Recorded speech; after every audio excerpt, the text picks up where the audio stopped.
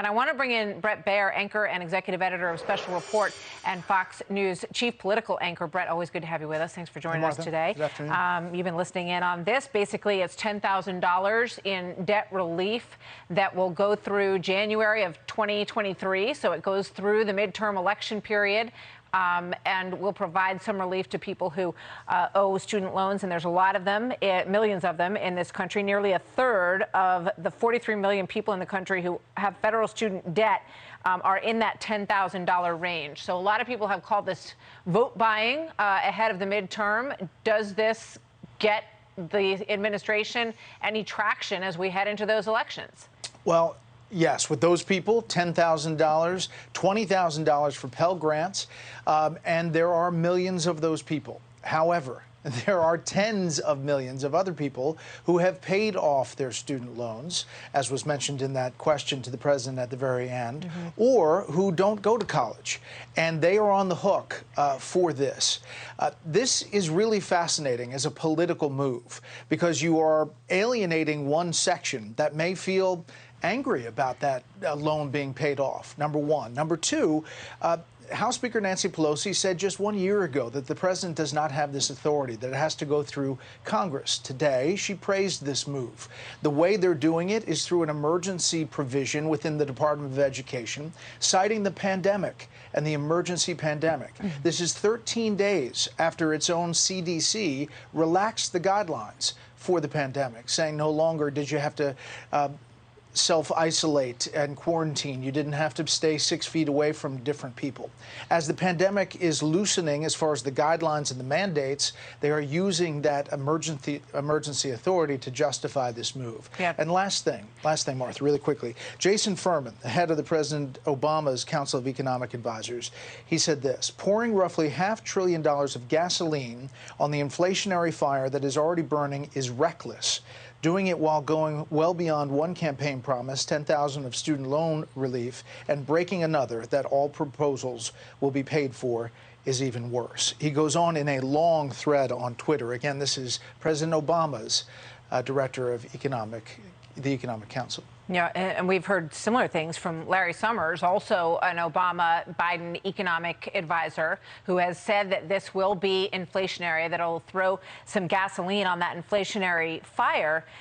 It's interesting to note, let's just put up this Fox poll. Biden disapproval, voters under 35 years old, many of whom may fall into this category of owing money on these debts.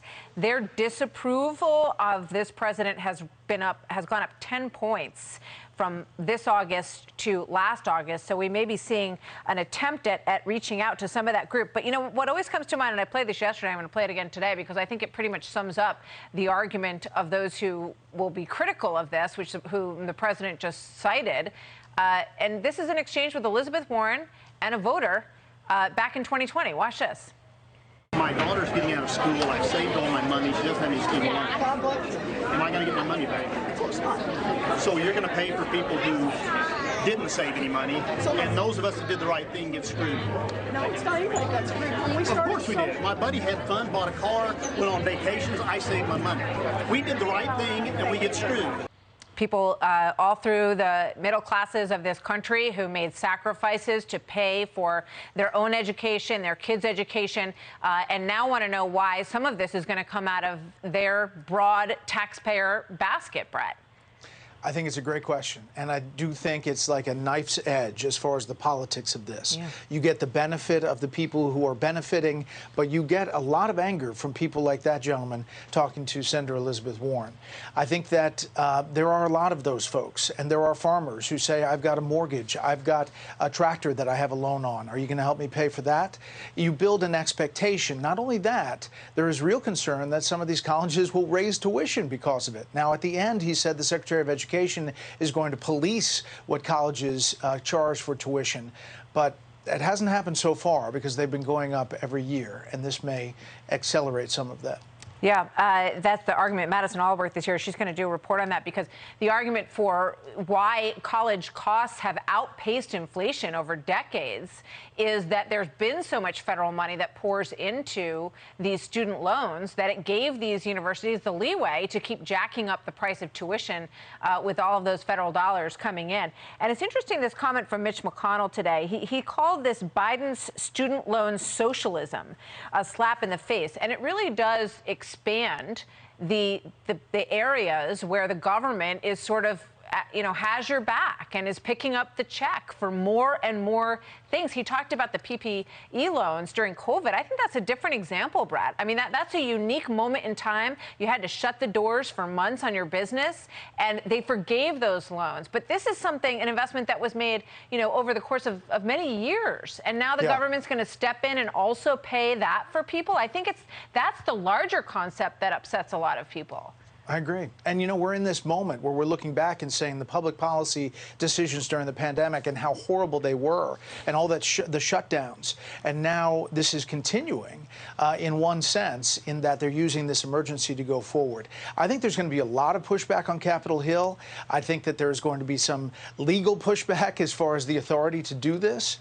But at the moment, it is a political play that, at least with, let's say, 20 million people and their families, is going to have some impact. Yeah, before I let you go, Brett, I want to put this up because the president just brought this up. He talked about deficit reduction, which has been one of their biggest talking points in terms of how they are handling this economy and that they're lowering the deficit. But look at this calculation from the Wall Street Journal.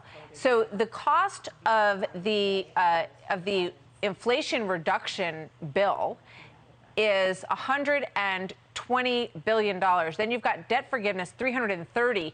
So this basically overshadows all of the deficit reduction that the president has given himself kudos for and his administration kudos for. It's all erased and then some into negative territory by this student loan bailout. Yeah, and for all the people who look at Washington and say it's a giant shell game, this fits into that definition because you have multiple nonpartisan organizations now looking at the Inflation Reduction Act saying, listen, it may be inflationary at the beginning and kind of zero over the long term, but now you add on top of that right now, this is no deficit reduction. In fact, it's increasing the deficit. All right, Brett, thank you very much. Good to see you as always. We'll see you at 6 o'clock. Thanks. I'm Steve Ducey. I'm Brian Kilmeade. And I'm Ainsley Earhart. And click here to subscribe to the Fox News YouTube page to catch our hottest interviews and most compelling analysis.